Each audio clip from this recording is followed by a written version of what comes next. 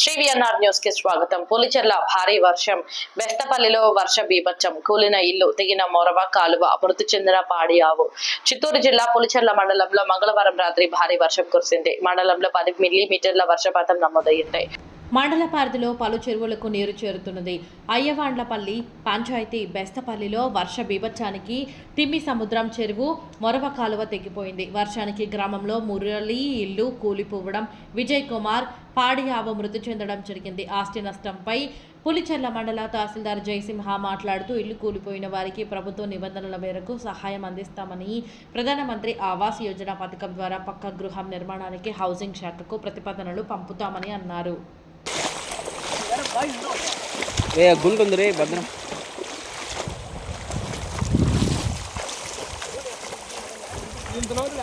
రే గుంతుంది భద్రం రా, పోతున్నావు.